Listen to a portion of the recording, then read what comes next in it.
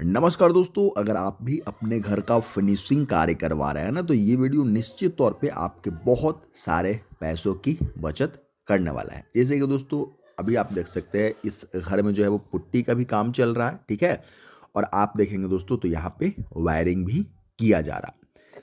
अब एक बात सामने आती है दोस्तों कि पहले पुट्टी या पहले वायरिंग, दोनों में से किसका चुनाव हमें कम खर्चे में बढ़िया रिजल्ट देगा। दोस्तों जैसे ही आपकी छत की ढलाई होती है, शटरिंग वगैरह खुलता है, ठीक दोस्तों इस साइड पे देख सकते हैं बिरला का ओपस प्राइमर इस्तेमाल में लिया जा रहा है। खैर मैं इसका लिंक भी आपको दे दूंगा, ठीक है? तो अब बात कर लेते हैं कि पहले पुट्टी करवाएं या फिर पहले वायरिंग करवाएं, ठीक है? ये बहुत ही सिंपल लेकिन दोस्तों बहुत ही पैसा बचाने वाला काम है, ठीक है? बस एक चुनाव करना कि पहले क्या करवाना है, ठीक है? तो वीडियो पे बने रहिए। जैसे ही शटरिंग खुलता है सबसे पहले को दोस्तों बिजली और पानी का जो भी कंसील्ड पाइपिंग है ना, ठीक है, इस तरीके से दीवार के अंदर कटिंग करके आपको पहले पाइप डलवाना है। दोस्तों डायरेक्ट जो है वो तार खींचना इसमें पॉसिबल नहीं होता है, क्योंकि तार खींचेंगे ना ये डायरेक्ट बाहर निकल जाएगा, ठीक है? इसके बाद में दोस्तों प्लास्टरिंग का काम होता है। प्लास्टरिंग के बाद में एक कन्फ्यूजन आता है कि पहले इस तरीके से वायरिंग करवाएं, वायर खिंचवाएं, या फिर दोस्तों पहले पुट्टी करवाएं। दोस्तों सबसे पहले आपको जो काम करना है वो ये वायरिंग करवाना है। प्लास्टरिंग के बाद में वायरिंग करने के लिए इसलिए सलाह दे रहा हूँ क्योंकि बहुत लोग क्या करते हैं ना, पहले पुट्टी करवाते हैं। पहले पुट्टी करने से दोस्तों क्या नुकसान होता है ना, तो छत में भी पाइप बिल्कुल हर तरफ से दोस्तों इस तरीके से आपस में कनेक्टेड रहते हैं, छत में भी, ठीक है? ऐसा नहीं है कि छत में एक जगह ये हवा से आया, ठीक है? ये बिल्कुल दोस्तों इस तरीके से दीवार से होता हुआ इस तरीके से कंसील्ड पाइपिंग की जाती है, ठीक है? चारों तरफ, ठीक है? इस तरीके से।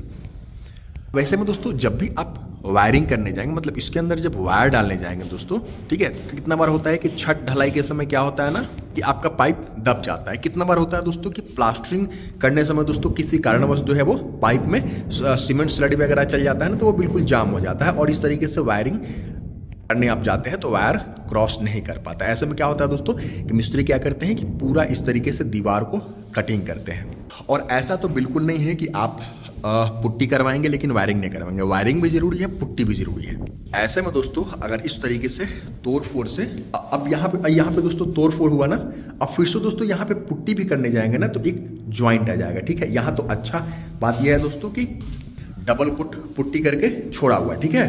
बहुत से मिस्त्री क्या करते हैं कि टाइल्स लगने से पहले दोस्तों पुट्टी करके 3 कोट पुट्टी करके उसमें प्राइमर करके दोस्तों, और उसके बाद वो क्या करते हैं कि ब्रेक लेते हैं।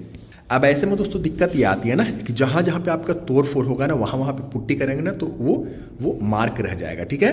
और दूसरा चीज़ दोस्तों, जितना दीवार आपका कटिंग होगा ना उसका प्लास्टरिंग तो नुकसान होगा ही दोस्तों, पुट्टी मटेरियल लेबर कॉस्ट नुकसान होगा। इसलिए दोस्तों सीक्वेंस ये कहता है कि पहले आप वायरिंग करवाएं, ठीक है? वायरिंग अगर आपका सक्सेसफुल रहता है दोस्तों, कहीं भी तोड़ फोड़ की आवश्यकता नहीं पड़ती है। आवश्यकता अगर पड़ती भी है दोस्तों फिर भी वहाँ प्लास्टरिंग करने के बाद में, वायरिंग होने के बाद में दोस्तों आपको पुट्टी करवाना चाहिए। 2 कोट पुट्टी करके आपको ब्रेक लेना है। क्योंकि दोस्तों आप देख सकते हैं टाइल्स वगैरह लगाने में देख सकते हैं दोस्तों कितना ज़्यादा जो है वो दीवार गंदा होता है, ठीक है? तो इसीलिए दोस्तों आपको पहले पुट्टी का फाइनल नहीं करना, ठीक है? उसके बाद में वायरिंग के बाद में दोस्तों पुट्टी करवाना है। अब पुट्टी के बाद में 2 कोट हो जाए तो उसके बाद दोस्तों टाइल्स लगवाना है। टाइल्स लगवाने के बाद में दोस्तों अब पुट्टी वाला आएगा ना, तो उससे पहले आपको क्या करना है कि जितने भी दोस्तों स्विच पैनल होता है ना, इसके ऊपर दोस्तों पैनल लगा लेंगे, क्योंकि यहाँ पे दोस्तों गैप भी क्रिएट होता है, ठीक है? यहाँ पे दोस्तों गैप भी क्रिएट होता है।